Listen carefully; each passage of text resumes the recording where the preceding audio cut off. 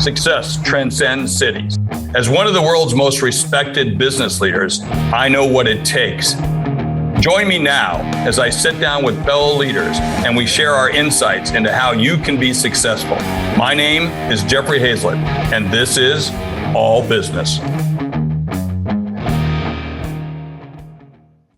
The headlines tell us we're in the midst of the greatest reset. Unemployment may be down to pre-pandemic lows, but businesses of all sizes are having trouble finding workers. It's all about job hopping and great resignation. Today's guest is trying to solve that. Evan Sohn is the chairman and CEO of Recruiter.com, a company that helps organizations fill their talent pipelines. Evan, welcome to All Business with Jeffrey Hayzlett. Hey, Jeffrey, thank you so much for having me on your show. Big fan, and really, thank you so much. I'm staying on for the next one, so I got to learn more about my portfolio in the next session, but really, thank you so much for having me. Well, we do a lot of programs, 300 or 400 a year, so this is great to be able to have it, and we're glad to have you on this one as we talk about jobs. So, now, take us beyond the latest job report. You work with companies both big and small. How hard is it right now to hire people? Harder than it was 2 years ago. Actually, we really believe that we could break this up throughout this conversation, but we believe and predict that the U.S. economy will spend $50 billion more hiring in 22 than it did in 2019. Now, so let's break all this stuff up, right? So you mentioned a few things in one breath, but there are a bunch of trends that are going on at the same time. So the first two are really what we will call episodic, right? These one-time things. So we have this 3.9% unemployment rate. You can't find anyone to go into a factory, or it's hard to find workers, 10.5 million open jobs and, throughout the different job boards. You walk by a restaurant and they're understaffed. This is all episodic. The next level, right? We had this great resignation, something we actually called, I think about a week before they announced the numbers of people that quit in August. Now, what most people don't know is that in the U.S., there is regular turnover, right, in companies. It's between 22 and 25%. Let's go 22%, just for argument's sake. That turnover every year, right? So financial services might have 15%, retail might have 80%, and you have 100 people, and every year 20 are going to leave in some industries, 30 in others, 18 in others, et cetera, et cetera, et cetera. And what the Great Resignation was really about is people not leaving, right? Your producer, he decided he's having a great time. He doesn't want to leave, but as soon as the world's opening up, okay, you know what? I'm out. And it could be a variety of reasons, Jeffrey. It could be, I've been waiting to leave. I just didn't want it. I moved to Florida. I don't want to go back to in-person in New York. I never want to go back in person. I only want to go back in person. A variety. I don't have childcare anymore. A variety of reasons about this Great Resignation. And we're going to see that peter off probably by the summer. But what's really replacing it is something that was actually occurring right before the pandemic, and what we actually call the job hopper economy. So what you're really starting to see, and let's go back not too long ago, the day and age of getting the gold watch for being at a company for 25 years is just over. Those are gone. Just doesn't exist anymore. In fact, I would say to you, Jeffrey, if you saw 5 years ago a resume of a 30-year-old who'd been at the same company for 10 years, let's assume it's not McKinsey or Google or something, Goldman Sachs, you would use words to describe that individual: loyal, committed, steadfast, right? That's kind of how you would describe them. Right. If I asked you now, 2022, a 30-year-old been at the same company for a decade, you'd probably use words like lazy, risk averse. You might even say, what, does no one want to offer this person a job? So this has really created this job hopper economy. About 2 months ago, Kevin O'Leary, Mr. Wonderful, wrote an article begging employees, please stay at a company for at least 24 months. And this was really in response to a survey that came out that said 60% of all millennials had no problem leaving a job within the first 6 months.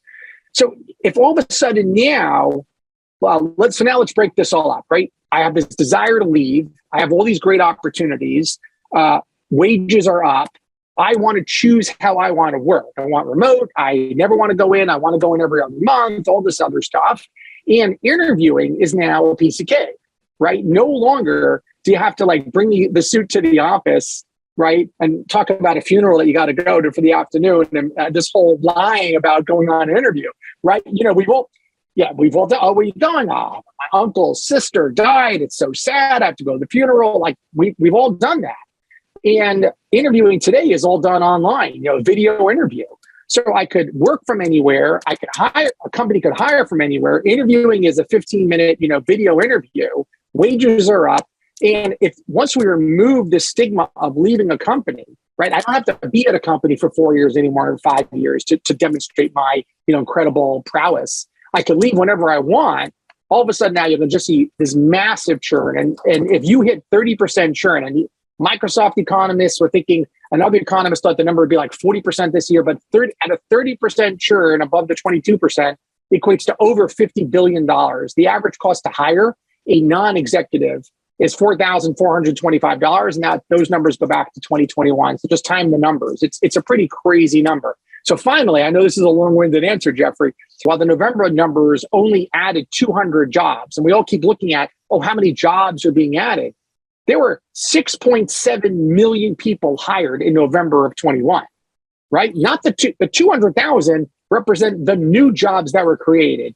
And for your Wall Street audience, it'd be the equivalent of looking at the health of the housing market based on how many new homes were built, right? How many people are homeless and how many people are and how many homes are being built. That doesn't deliver the message of the health of the housing market.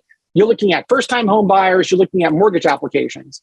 And I think the Bureau of Labor Statistics numbers are really from a time where once Jeffrey has a job, he's there for 30 years. Next, move on. Who wants a job? Here's a job, go. And I think there's far more dynamics that are taking place today, certainly in a post-pandemic world.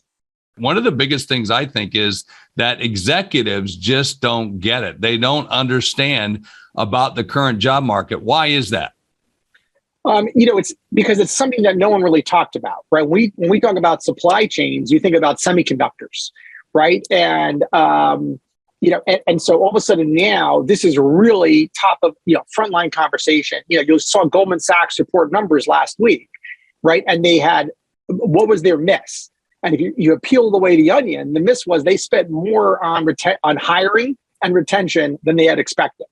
And that's what we're predicting, that companies all of a sudden now, and by the way, the leading indicator here was we saw a huge surge in recruiters, right? Wall Street Journal had an article, the hardest thing to recruit for is recruiters. And we actually have the largest platform of recruiters and 30,000 on our platform.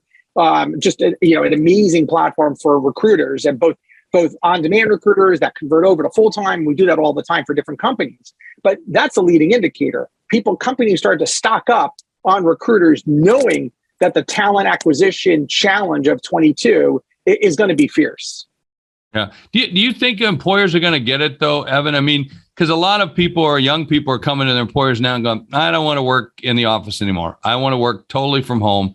And that's not been in our vocabulary in the past, or at least anything in terms of conception of this is the way it's going to work. And so I think our first reaction for most employers is no way. They ain't going to happen. I want you in the office. I want to see you around. Even if I'm not in the office, I want to see you in the office. Do you think employers are going to be able to get that and understand it?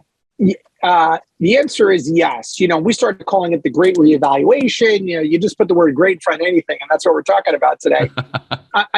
So let me give you another image of it. Running a business today, you have to balance the people that want to work remote, the people that want to work hybrid, the people that want to work in the office, the people that are more metric-based, the people that are time-based, all these other things. But guess what? If I'm rebuilding my company and 20, 30% are leaving anyway, I get to decide as a business owner, as the executive, as you say, how do I want to hire back, right? And by the way, there's something very refreshing about that. Hey, you only want to work remote, and I don't want you to work remote, so I'm not going to hire you. I'm only going to hire the people that want to work within the culture that I want to create. And by the way, I got called by a number of reporters. What do you think of JP Morgan forcing everyone back to the office? I said, that's their decision, right? They're optimizing for, hey, they know that their training program requires in person. Now, Shopify, they went 100% virtual. And guess what? They love it because they're in Ottawa.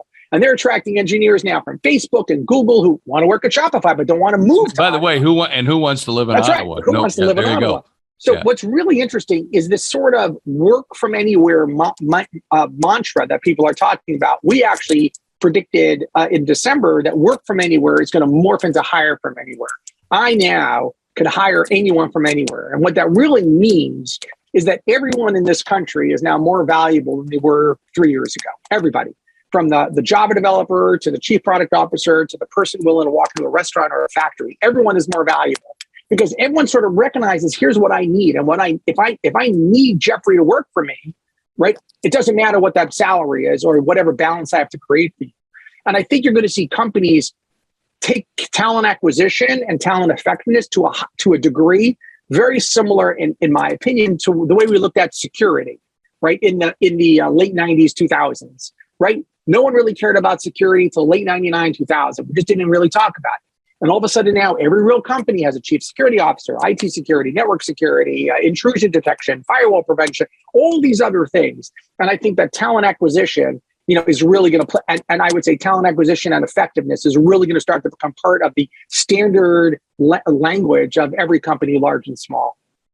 You said hire from anyone. Do you think the trend of working from home, do you think this is a trend that's permanent, is it a hit to the corporate culture? I think it's a hit to the corporate cultures where there is this challenge of inside the organization of the remote workers from the in-person workers. And, what it really does is to say, used to be that the hiring manager, assuming there was a hiring manager, said, look, I need to fill that seat. So I need to fill that seat with someone with the skill set.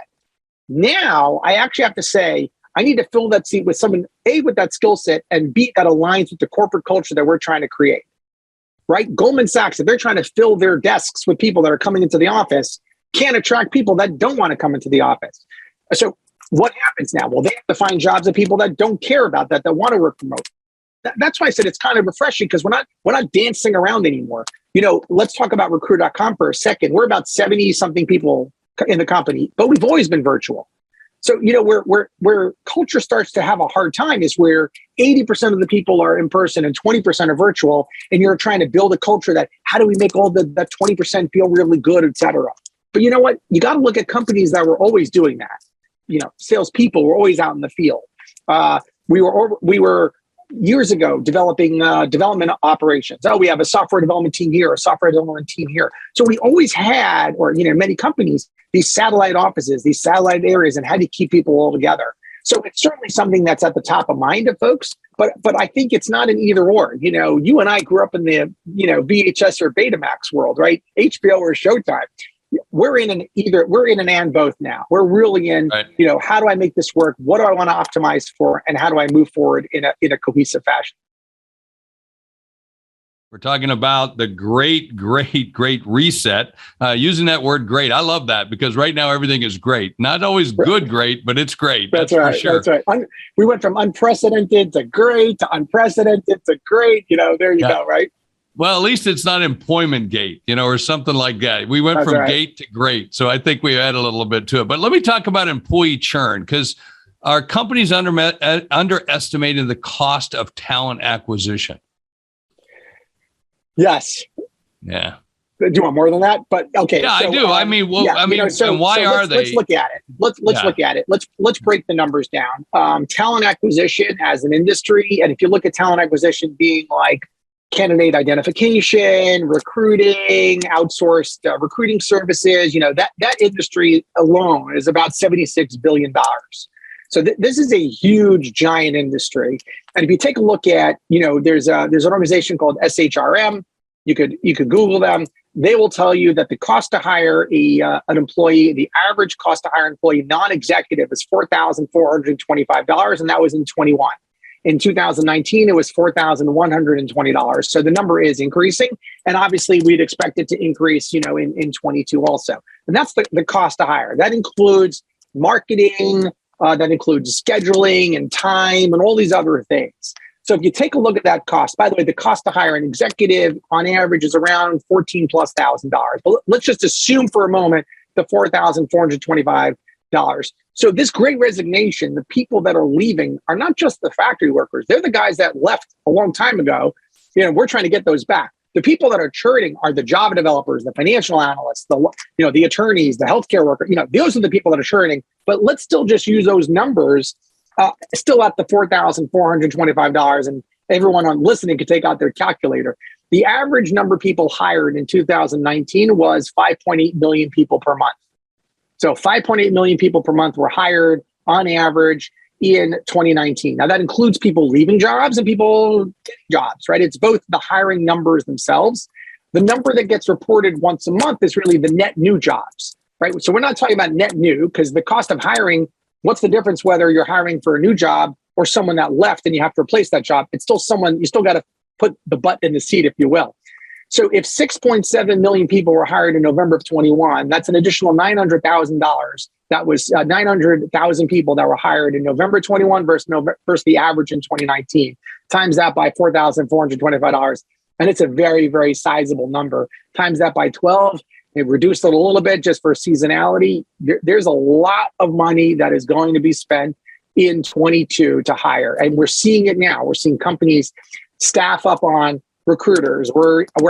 Our numbers are growing. So we gave Q4 numbers at preliminary unaudited numbers. Our software numbers grew by 60%. Our top line revenue grew by over 40%. This is quarter over quarter growth.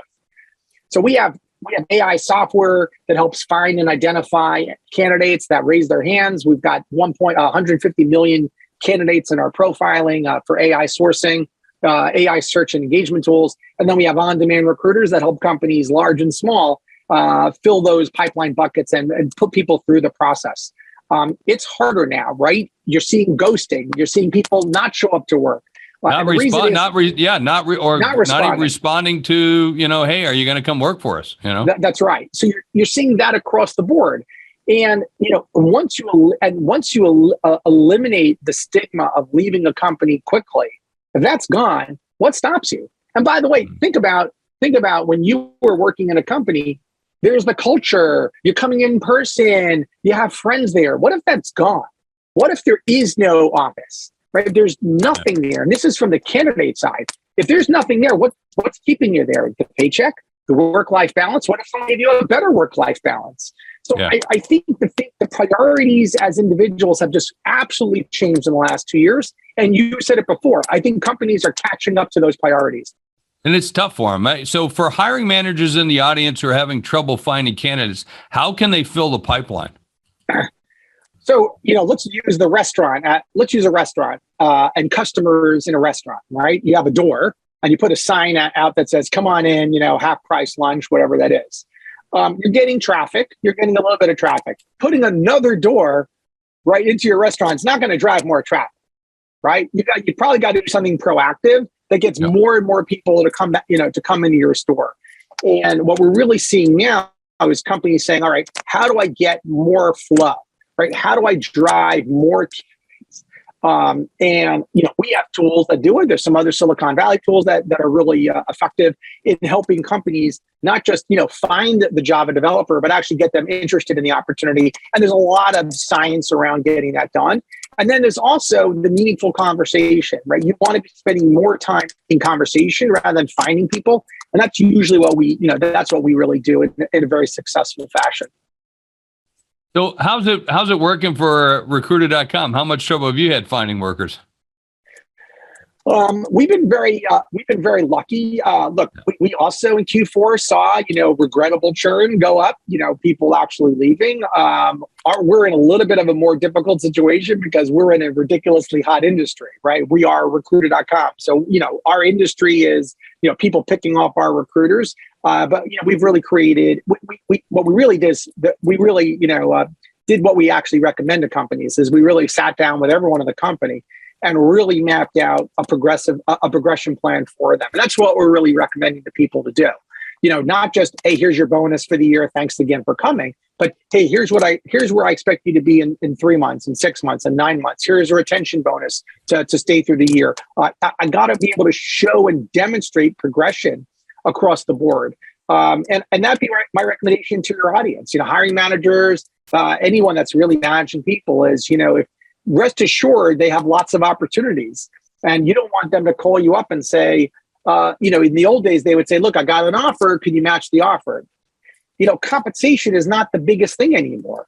Right. So, we used to solve problems. You and I grew up with the expression, there's nothing that money can't solve. The answer is that doesn't work anymore. Right. Right. It just doesn't work anymore. And It helps, but it's not the only thing, right? It doesn't hurt. But we saw a survey that said that, 25% of people take a pay cut to go remote. Yeah. So there's that whole prioritization is just something that we're all struggling with. The fact that your priorities have changed from the way we used to do business is that's really more pronounced than what your priorities actually are, right? Because that's the difference here now. And, the day and age of saying, well, Andy's not going to leave because he just signed and he's not going anywhere. We just gave him a bonus. That doesn't work anymore. So it's really, we really proactively have to be saying, how do I make sure that the people that want to stay are staying? How do we focus? And, by the way, it's to our board of directors, it's one of our key metrics now. It's not just revenue growth and it's not just profitability growth. It's also, what are we doing to build an A+ virtual organization? Hey, one last question. We got about a minute left. Are you using content to help drive? I know we use word of mouth, and getting friends, but how about content? How are you using content at recruiter.com? Yeah, absolutely. The way our AI software works, it's really two parts, right? There's the sourcing side of it, but let's go find all the folks that I need. If I'm looking for licensed therapists, let me build a list of all the licensed therapists that we have inside of our 150 million plus profiles. But then we actually market to those people through software. So a lot of content, a lot of creative content to get the candidate interested in raising their hand saying, yeah, I'm interested in learning more about that opportunity. So we take content very seriously. We have some incredibly skilled people in content because of your marketing, right? I have to market the same way I have to market to get you to come into my restaurant. Not, are you hungry? Come on in. Right, but what are you hungry for? What do you like to eat? How do you like to be served? What culture? What ambience are you looking for? That language that I need to deliver to that customer coming in. That's the same language I have to use to a candidate and getting them, enticing them about an opportunity. Well said. Well, thank you so much, Evan Sohn, talking about the great resignation and how to recruit more and keep them. We're all going to need to know those secrets, and you can check out recruiter.com any day, anytime, 24 hours a day, 7 days a week. There they are. All right. Thanks for joining us right here on All Business with Jeffrey Hayzlett. Hey, with every interview, I like to talk about what I learned. And this week, I learned that job hopping isn't such a bad thing. For decades, employers would look at a resume, just as Evan said, and we would see that someone had jumped from one job to another and right away assume that they weren't the kind of workers for us. But today's economy and today's workers are going to be doing just that. You're going to see that all over the place. So you have to find the right kinds of workers that fit your culture. And by finding that right kind of worker, it makes for a better company. You're just going to take a little bit more time. As Evan said from recruiter.com, a lot more money. So get ready to saddle up and understand that we're in a whole new world with this great resignation.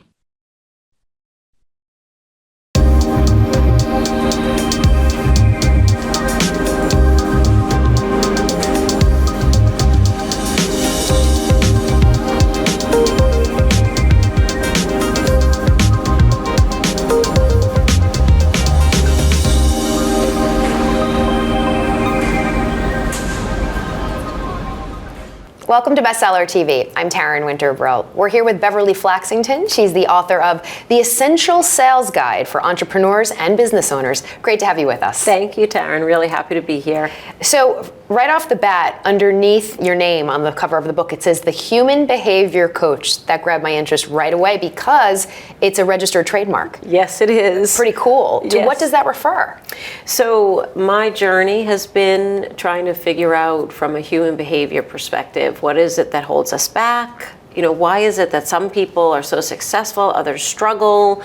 How is it from a communication perspective we're so different? And so I really have kind of made it my life's work to figure out what I call the human element in business, in life. And so over time, because a lot of what I do is coaching, I started to be referred to as the human behavior coach. So when I wrote my last book, I said, I'm going to trademark this and own it. All right, Coach, so let's get into it. Yes. This is your 8th book. Yes. Wow, very impressive. I was just curious. I'm sure many people would like to know, do the other 7 deal with primarily human behavior, or what? Because this is a business book. When did you kind of, start mixing the two? So that's a really great question. My background really is as a business person, and that's kind of my affinity and my interest. But even in my corporate days, so to speak, when I had my corporate jobs, they would make little signs on my office, the doctor is in, the doctor is not available, because people would come and just solicit information from me and help. So I always had that human behavior interest. And so some of the books are more what we might call self-help oriented, but I have to tell you, Taryn, in a lot of cases, I thought I was writing a self-help book, and then someone who would review it would say, this is one of the best business books ever, because it helps leaders understand the people more. So you kind of fell into that naturally. Okay. Yes. So tell us about this book. Why this topic specifically? The Essential Sales Guide. Essential is in bold lettering in red. That's a very specific word choice. Yes, it is.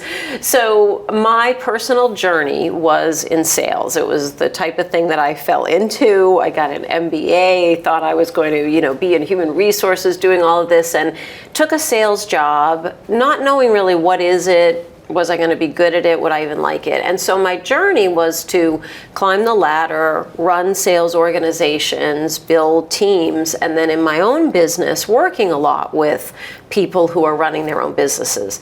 Now, I also teach Entrepreneurship 101, small business management, and if there is one common theme, Taryn, throughout my journey, it's that people have such a misconception about what it really means to be a good salesperson or to sell effectively. Okay. So I felt like I really want to get the basic essential ideas out there so that somebody who has a great idea would have the ability to sell it, grow their business, and be successful as a result. So it's really kind of a passion. No, and it's evident. So what is the misconception? The misconception is, if you think about it, you're at a party, somebody's there with their kids. You have the most talkative one over in the corner. And what's the first thing somebody says? That boy, that girl, going to be a salesperson when they grow up. It's not about talking. It's about listening. It's about understanding people, solving problems. So I feel like we have to really change the whole viewpoint. A lot of business owners resist it because they think it's a negative thing to be associated with. So you think people aren't listening as well as, they're focusing on the speaking portion. Would you say they're equally as important, or listening is paramount? I believe that listening is paramount. So you want to have your story. You want to know why whatever it is, this great product idea, this professional service that you might sell. You certainly need to know why is what you're doing better, more effective, more alluring and appealing than what somebody else is doing who's competitive to you. So you have to be ready, of course, to talk. But if you don't listen first, you don't know what you should be talking about. True. What's also, the chicken or the egg. Absolutely. Thing. So to get to understand, though, what it is, but I think, Taryn, a lot of people have the idea, because I'm in love with what I do, you can see it. Right. And you might sit there and say, why does it appeal to me? Right, exactly right. You mentioned small business. Do you have experience ownership in small businesses? I mean, your expertise seems to be in that. A lot. So I've worked a lot in large corporate environments, but over the years, because of running my own business, so I walked out of a very big corporate job to start my own business. Really had no idea what I was doing, what kind of business? I was doing it. Consulting, so a lot of consulting, and I work a lot with larger firms as well as a lot of smaller. Sometimes it's one person, or it could be 5 people. It could be somebody who's launching a new business idea. Okay. And it's just that the common theme is a resistance to selling. In fact, one of the things I like to say is sales is not a 4-letter word. It's 5, because people actually look at it as that is a negative thing and I don't want to be a salesy person. But you want to grow your business. Right. So the genesis of this guide, is this based on personal experience? Stuff you've observed or you've executed and you wish you could have done it differently, and that's what you're trying to get through in the book? That's a great insight. So I'd say it's kind of the intersection of the two, right? So a lot of it is learning things on my own, figuring out what works and what doesn't, but then having coached and trained now thousands and thousands of people, right. I really do have a pretty good view on what's going to work and what's not, and how to share the ideas with people who I know are resistant to them. You're not trying to get them to say, I love being in sales, but you're trying to get them to see you can do it without feeling like you're a salesy person. Well, clearly you have a lot of experience, and as you said, you've massaged it, and you know what works and what doesn't work, but you also know how to handle those who feel they can't be helped or are set in their ways, and how to navigate through that. It is a very specific step-by-step process based on your expertise, which I really appreciate. I'm just curious if you can share with us some of the genesis of that, because over the course of your career, you've experienced so much. How did you narrow it down to these steps specifically? Because you have a section, the first section is improving your business from a sales perspective, and then you pivot to you as a sales guru. Yes. So how did you sort of just pick those 2 lanes? Why not 3 lanes? And then how did you kind of narrow it down from there? So, Taryn, if there's one thing that I have learned over the years, and all the books I've written somewhat follow that same sort of philosophy, it's that you can't just pile a lot of information on somebody, especially if they're afraid of a topic, they're resistant to it, they have no context or background. You really do have to break down for somebody. Here's these, I call it chunks of information, right? Here's these chunks. Here's these things that you have to know, and how you have to know them, and how you have to think about them. So the first part came from working with businesses a lot and trying to diagnose, if it's not working from a sales perspective, what's wrong. And a lot of times they think it's the people, right? We have to fire somebody, we have to hire somebody. But most of the time it's something going on inside the business, something infrastructure related. So I felt like that's a really important thing, to have that lens and be able to look at your business. And then you, as a sales guru, you can fix absolutely everything, and you can even hire in great people. But if you don't embrace how to sell, what to do, have some ideas about steps to take, you're not going to likely be successful, because it doesn't become part of who you are, and it really does have to be part of who you are as a business owner. Do you experience a lot of pushback from entrepreneurs in general? And how do you handle that? And that's where the human behavior coach part goes in, Taryn. That's true. Right. And I mean that really in a serious vein, because I am very respectful of the fact that people do have resistance, and you have to honor that. I don't take the attitude to say, oh, it's silly, you'll get over it. You really have to look at it this way. I do a lot of listening too, and try to understand, where is that resistance coming from, and then what can we teach them, what can we give them that more fits them. And that, I think, is a lot of the secret to my personal success, but also from a sales perspective, is back to that listening, getting to know that person. If they're resisting, I'm not going to fight through that resistance. I'm going to try to help them embrace it, but then figure out what's the right step for you. Yeah, I'm so impressed by the course of your career and all the different disciplines you've been involved in. So I'm just curious, there has to be, Beverly, one instance or an anecdote you could share with us where this was a challenge that you'd never seen before. Completely out of the box, where you thought, well, this is a new one, but a good thing, because you're going to learn from it and grow from there. Is there something, a nugget that you could share with us in that vein? So I wish we had a few hours, Taryn, if I could go through all of them. But it's funny. Well, I would share maybe on a personal level, the first book I ever wrote. So I teach, and I was asked to teach a graduate class called Dealing with Difficult People. Now, a lot of times, I love that title. Right, a lot of times when you teach, they give you the materials in that. Right. So, but they didn't give me any materials. So I said, well, what am I supposed to do? So started to think about my own journey. Of course, we have graduate students. They're all people in the work world. Anyway, they come to class, and of course, what did they want to do? They want to change all those difficult people out in their lives. Right. So we go through this journey together, and I help them see you really can't change others. All you can do is try to understand them. So they all clamored and said, you have to write this book. Well, I run a business. I have 3 children. I do a lot of volunteer work. I travel, and I thought, how in the world is that even possible? It's not physically possible for me to do. but I felt like I have to do it. So I figured out how to do it. And then the journey of doing that, I did learn a lot about how to break things down, how to think about things differently, how to prioritize. So it just really did help me take that step back and be able to look at, wow, the challenges that people face, and maybe become more respectful towards them. And rather than, okay, I'm always going to give you answers, right, try to help you figure out what's that journey to get to that answer. And say, right, that's a good point. Let's work through that. Yes. What about someone who says, yeah, I listen, but my forte is speaking? Can someone who's a great speaker, can that supersede the listening part? And would you say there are any salespeople out there who kind of go against, the exception to the rule?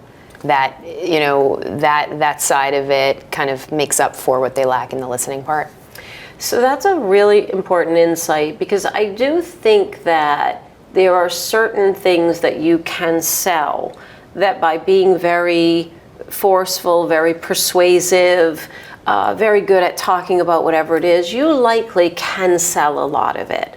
The question is, over time, when you sell it, is that a longer term relationship? Is that somebody who's going to say, oh, it was a great experience buying from Bev?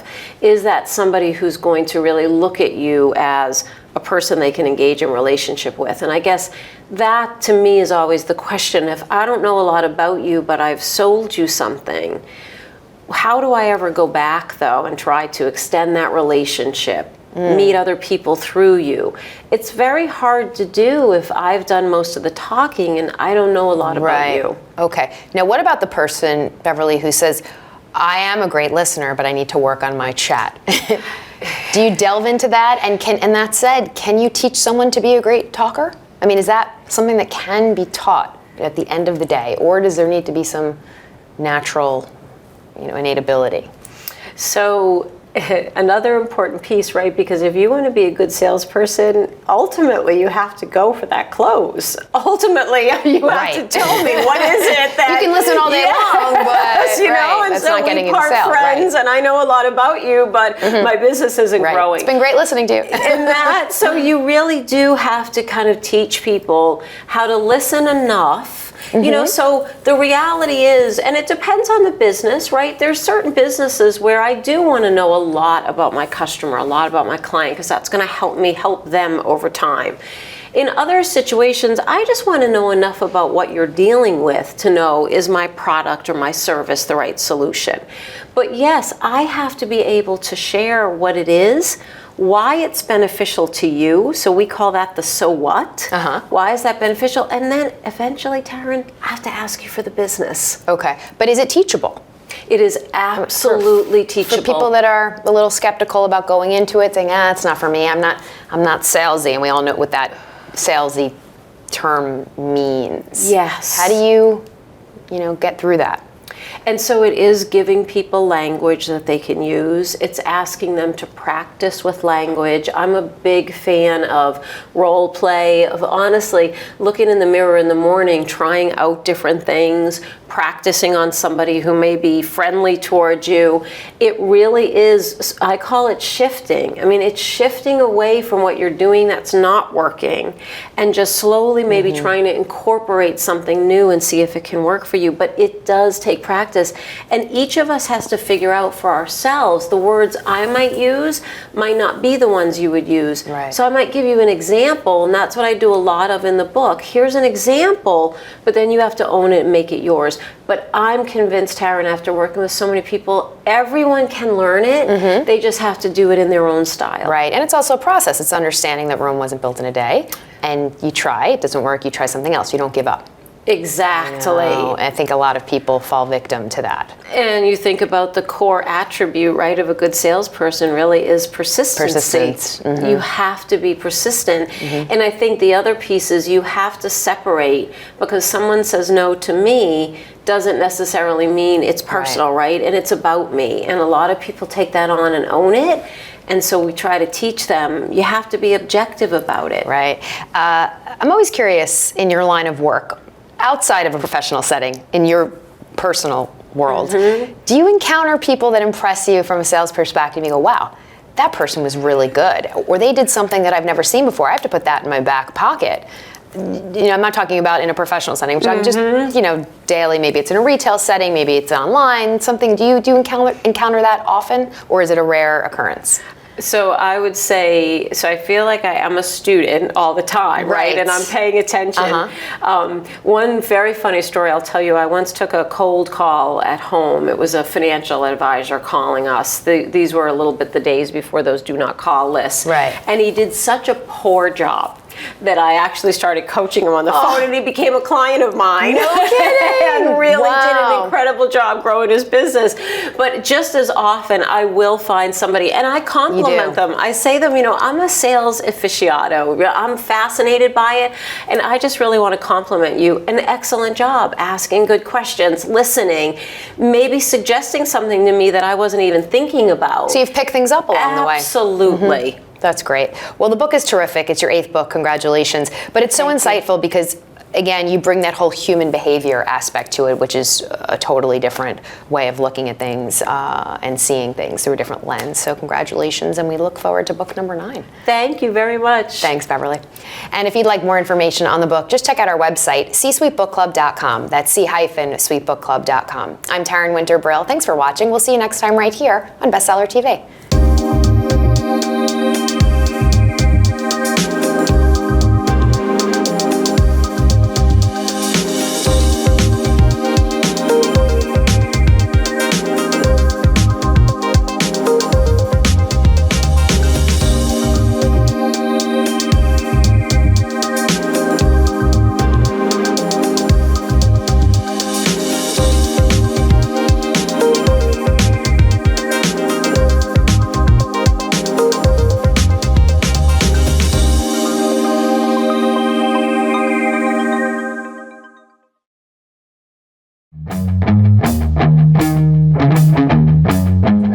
Welcome to C-Suite TV Insights. I'm Greg Greenberg. The best path to wellness is eating whole natural food, says my next guest. And his mission is to make it absolutely simple to prepare those foods each and every day so you can feel your best. Evan Dash, CEO of Storebound, is here to talk wellness, innovation, and the future of retail. Welcome, Evan. Thanks very much. Well, it's great to have you here. And you were on the executive committee at Macy's, but then you left to start Storebound, your own shop. What led to the transition? I saw a way that I felt like I could bring more value to the retail world as a supplier. I also saw that the wellness economy was absolutely booming, but nobody was doing it in the housewares industry. So we felt like there was an opportunity to really become the food prep brand for healthy living. And where is Storebound right now, and where do you want to take it? We're at the point where we've hit a critical inflection. We've been on the INC fastest growing companies in America list the past 3 years consecutively, but we want to maintain appropriate control in the business, appropriate growth. We want to really focus on doing right by our customers, maintaining an authentic message, not getting too far ahead of ourselves, so we control the growth and we really focus on staying authentic. So what are consumers asking for right now? What are your best-selling products? Well, retailers and consumers really want innovation. They want newness. So we've worked up a very robust product development process. We work with a lot of inventors. We've brought out things like air fry ovens that you could just put in vegetables and get an incredible crispy fried-like result without any oil, without any breading. We've done waffle makers where the extra batter doesn't flow out. It actually cooks into these little channels. We've done egg cookers that work great. And then we've done some smart furniture. So you could have a bedside table that has wireless charging, a refrigerator, even wake to simulated sunlight. And you just don't have the best mousetrap or the best product, you have the best marketing as well. Can you talk about your social media presence? Because that's really catapulted you to the head of this sector. Yeah, social media was absolutely critical for us because we started out at a time where we had limited resources. We had no outside investors, and my wife and I were bootstrapping the company, so we really looked at social media. And while the big heritage brands were saying, look at our new product, look at us at the Food and Wine Festival, and making it all about them, we made it all about the end user. We said, here's a healthy recipe, here's a healthy recipe, here's a health tip. We posted them in English and Spanish, and we kept it very authentic. And within the first 2 years, we've grown to have the largest social media following in our industry. You've also leveraged the use of influencers for that social media presence. Talk about how important influencers are in today's market. influencers have been key for us because they give us a much bigger megaphone to get our message out. We've partnered with Iron Chef Jeffrey Zakarian. We make his products, we put him on QVC. We've partnered with Weight Watchers because there's so much synergy between their brand and our brand, and the products that we make are perfect for the program that they offer. And then we're working with media companies like Delish, where we can produce an insane amount of content together and really access the consumer in a different way with an authentic message. And we're going to launch a co-branded line of products with them later this year. So it sounds like there's a tremendous amount of innovation going on at Storebound. Can you expand on that? What else are you doing differently that no one else is doing?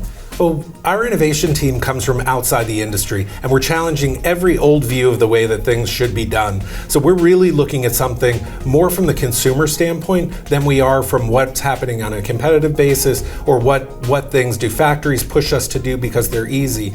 We go at it as what would be the best possible solution for the consumer to support a healthy lifestyle. And then we produce the content that helps them use the product and get the most out of it and stay engaged with it for years, not just buy an appliance, use it a couple times and put it away.